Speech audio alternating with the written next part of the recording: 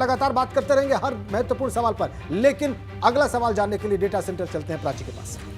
बिल्कुल राजेंद्र, और अगला सवाल भी बहुत महत्वपूर्ण है। महत्वपूर्ण इसलिए है क्योंकि सीएम के चेहरे पर हमने बात कर ली, सरकार के कामकाज पे हमने बात कर ली। अब सीधा सवाल हमने जनता के बीच में रखा कि आपको क्या लगता है कौन जीतेगा 2022 का रण। ये सीधा सवाल हमने पूछा जनता से कि आपको क्या लगता है कौन जीतेगा 2022 का ये सियासी रण, और इसके जवाब भी बहुत दिलचस्प है राजेंद्र। बिल्कुल, ये सवाल हमने पिछली बार भी आपसे पूछा था और इस बार जो जवाब हमें मिला है कि आपको क्या लगता है कौन जीतेगा, पार्टी वाइज दल कौन पसंद है आपको और कौन सा दल जीतता दिखाई दे रहा है, तो उसका जवाब हमें मिला। वो आंकड़े हम आपकी स्क्रीन पर रख रहे हैं, ये रहे।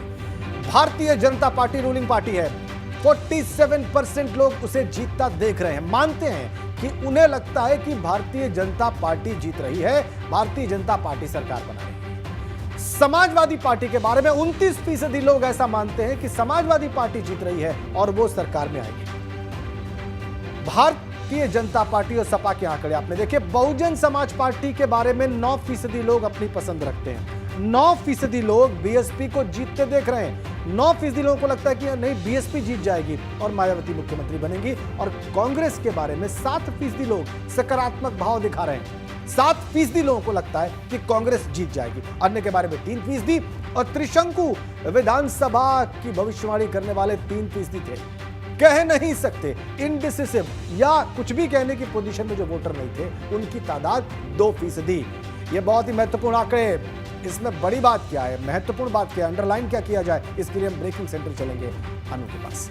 जी राजेंद्र, हफ्ते दर हफ्ते पार्टियां दूसरी पार्टियों से मुलाकातें कर रही हैं, गठबंधन हो रहे हैं। ऐसे में उनकी पोजीशन भी ऊपर नीचे होती है, उनका परसेंटेज वेरी करता है। ये जो सवाल पूछा गया था और इसके आंकड़े जो निकल कर आए हैं ये यही बयां करते हैं। 47% लोग हैं जो कि भाजपा की जीत का दावा कर रहे हैं। इसके अलावा समाजवादी पार्टी जो कई गठबंधन कर रही है, 29% लोगों को ये लगता है कि समाजवादी पार्टी की ज्यादा अब जीतने की संभावना है। वहीं 9% लोगों को लगता है कि बसपा जीतेगी। बात करें कांग्रेस की तो उसे जीत के तौर पर विजेता देखने वाले लोगों की संख्या 7% है। इसके साथ ही 3% लोगों को लगता है कि अन्य की सरकार बनेगी। तो ये जो आंकड़े हैं ये बताते हैं कि जो पार्टियां मुलाकातें कर रही हैं, जैसे समाजवादी पार्टी आम आदमी पार्टी के नेताओं से मुलाकात कर रही है, तो क्या इसका प्रभाव जनता देख रही है इस तौर पर कि क्या फर्क पड़ेगा विजेता के तौर पर। लेकिन ये सवाल हमने पिछली मर्तबा भी पूछा था। ऐसे में पार्टियों की पोजीशन में क्या अंतर आया है, कितने उनकी जीत की उम्मीद बढ़ी है लोगों के बीच, ये भी जानने की जरूरत, एक बार फिर से तुलना करने की जरूरत है राजेंद्र। बिल्कुल अनु, आपने ठीक कहा और आपने तुलना की बात की है तो तुलनात्मक आंकड़े अब हम अपने दर्शकों के सामने उनकी स्क्रीन पर रखने जा रहे हैं। जो तुलना होगी 27 नवंबर की और 4 दिसंबर की। जी हां, 27 नवंबर को जब यही सवाल हमने आपसे पूछा तो 27 नवंबर को भाजपा को जीतता हुआ देखने वाले थे 45%। और इस बार जब हमने यही सवाल लोगों से पूछा तो यह आंकड़ा बढ़ गया, 45% से बढ़कर 47% हो गया।